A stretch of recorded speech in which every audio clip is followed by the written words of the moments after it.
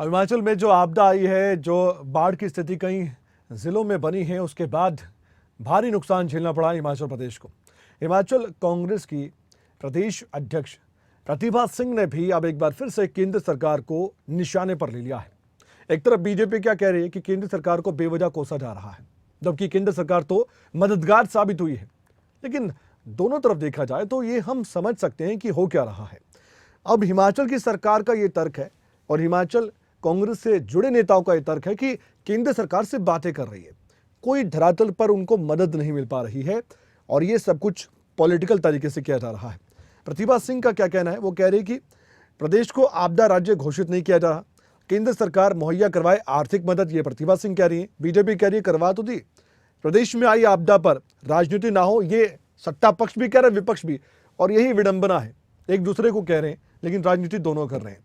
सब मिलकर कराया प्रयास, ये तो हम भी कह रहे हैं। जेपी नड्डा कर चुके हैं प्रदेश का दौरा, ज्यादा से ज्यादा राशि करवाए जारी।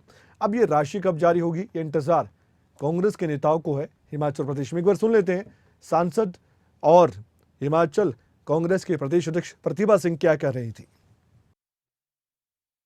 ठीक है, वो अपना काम करें, हम अपना काम करेंगे।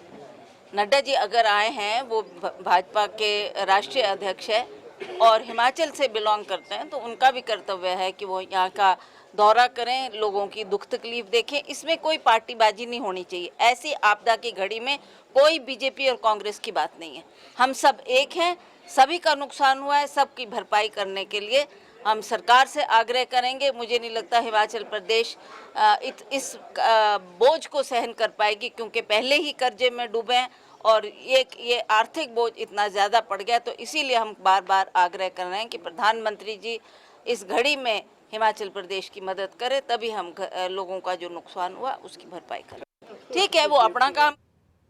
राजीव भारद्वाज हमारे साथ हिमाचल प्रदेश से जुड़ चुके हैं, बीजेपी के नेता फोन लाइन पर, उनसे हम बातचीत करते हैं।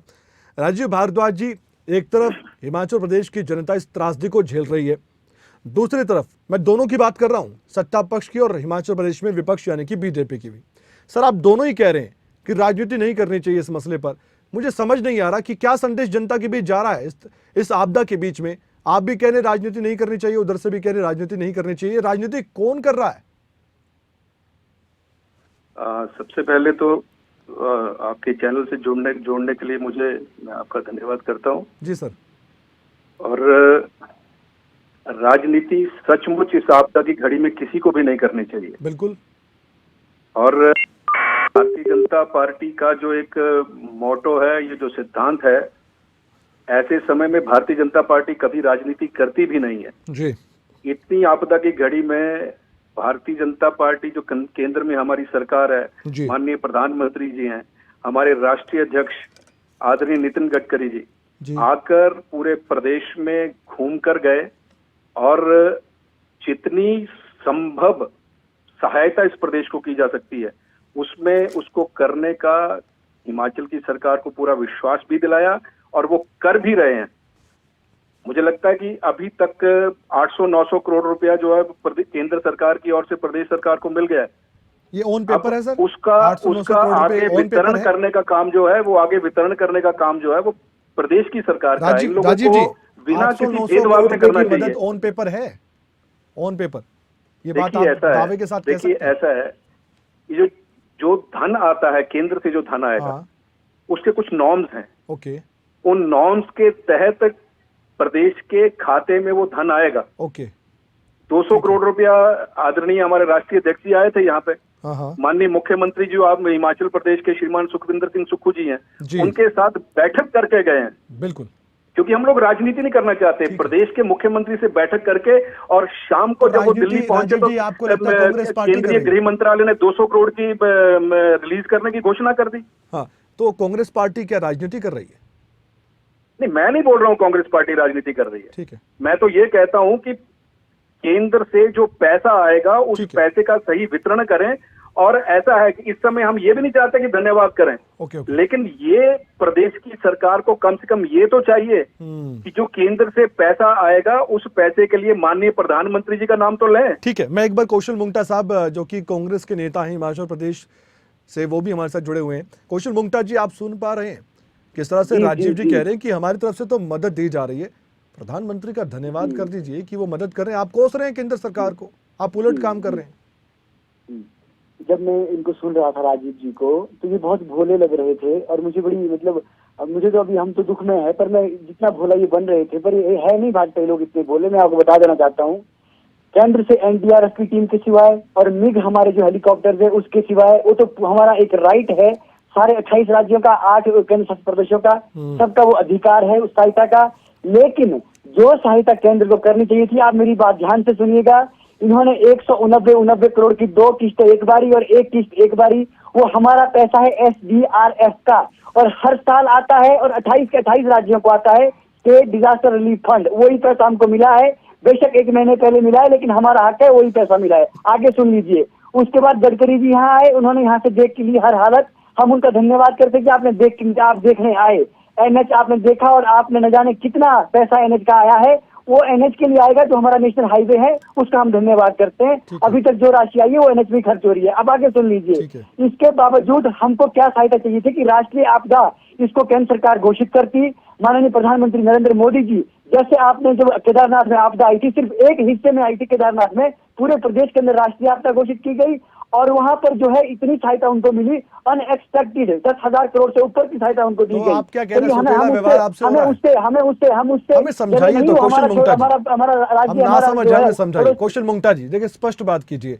ये जो आप बात करें, ऐसा लग रहा है कि वहां पर अगर कहीं राज्य में बीजेपी की सरकार है तो वहां तो अच्छा व्यवहार, वहां पर मदद ज्यादा, जहां पर उलट विपक्ष में आप, क्योंकि सेंटर में विपक्ष में है, यहाँ पर आपकी सरकार है तो आपसे यहाँ पर सौतेला व्यवहार, आप ये कह रहे हैं क्या? हमारे साथ सौतेला व्यवहार हो रहा है। जो मदद हम चाह रहे थे केंद्र सरकार से वो हमको नहीं मिली। लेकिन अब राजीव जी कह रहे हैं, देखिए मैं बीच में इसलिए टोक रहा हूँ, राजीव जी कह रहे हैं कि हम मदद कर रहे हैं, हम राजनीति नहीं कर रहे, राजनीति तो कांग्रेस के नेता कर रहे हैं, मदद भी मिल रही है और फिर कोस भी रहे हैं। बिल्कुल, अब मैं आपको बोल रहा हूँ, मैं प्रवक्ता होने के नाते मैं बोल रहा हूँ कि हम लोगों को ये बता रहा है कि राजनीति है, हम लोगों को ये बोल रहे हैं कि केंद्र हमारे साथ सौतेला व्यवहार कर रहा है, जबकि केंद्र को अभिभावक की तरह व्यवहार करना चाहिए। केंद्र को जो राज्यों की सहायता, नड्डा साहब आते हैं, मीटिंग करते हैं मुख्यमंत्री के साथ, वो कह रहे हैं अरे सर, घूमने से सहायता नहीं होती। समाचार पत्र ये कम पढ़ते हैं सर, मैं नहीं पढ़ता हूँ। 2 दिन पहले अनुराग ठाकुर जी केंद्रीय ग्रामीण विकास मंत्री से मिले, जहाँ 5,000 घर बनाने की व्यवस्था की, वहाँ 6,000 घर और दे दिए गए। 11,000 को केंद्र सरकार के सौजन्य से हिमाचल प्रदेश में जो घर बर्बाद हुए वहां बनेंगे, और ग्रामीण विकास प्रधानमंत्री ग्राम सड़क योजना के तहत, प्रधानमंत्री ग्राम सड़क योजना के तहत कितना पैसा आया है वो, लेकिन उसका नॉर्म है, वो आते आते आएगा पैसा, जब आएगा तो ये सब केंद्र अभिभावक के रूप में काम कर रहा है। लेकिन कम से कम केंद्र से खैरात नहीं मांग रहे हैं, का काम मत करिए। केंद्र सरकार को, ये लोग केवल केंद्र सरकार को कोसने का काम कर रहे हैं। बिल्कुल कोशिश, क्योंकि सौतेला व्यवहार हो रहा है हमारे साथ, और हमें भी रोष है कि आप जो है ना, जहाँ भाजपा की सरकार होती है वहाँ पर पैसा देते हैं, बल्कि उल्टा पूछते हैं। जब बिहार के अंदर चुनाव थे, आपके प्रधानमंत्री पूछते थे कितना पैसा दो, 1,000 करोड़, 2,000 करोड़, 10,000 करोड़, और जब आई बात यहाँ पर हिमाचल प्रदेश की, जहाँ पर हिमाचल की अंदर सरकार कांग्रेस की है, तो आप सौतेला व्यवहार कर रहे हैं। मुझे इस बात का दुख है, और मुझे दुख इस बात का कि मोदी जी ये बोलते कि मैंने नमक खाया हिमाचल प्रदेश का, लेकिन एक बार भी यहाँ पर देखने नहीं आए। बोलिए सर, राजीव जी बोलिए। आदरणीय रुंगटा जी राजीव जी भावावेश में है, बड़ी ऊंची आवाज में बात कर रहे हैं, लेकिन सच्चाई ये है, नहीं आपकी बात, अब आपकी बात जा रही है जनता तक, ये बात समझिए, मुझ पर यकीन कीजिए। सच्चाई ये है, ये सच्चाई ये है कि अनुराग ठाकुर जी 2 दिन पहले ग्रामीण विकास मंत्री, केंद्रीय ग्रामीण विकास मंत्री जी से मिले, जहां 5,000 घर बनाने की व्यवस्था थी, 6,000 घर और दिए गए। छोटा संक्षेप में बताइएगा, मैं इसके बाद इस चर्चा को यहीं पर विराम दूंगा। मुंगटा जी संक्षेप में। हर साल कितने मकान आते हैं और इस बार कितने आए, इनसे इतना पूछ लीजिए, मैं बताता हूँ अभी कितने आते हैं और कितने इस बार आए हैं।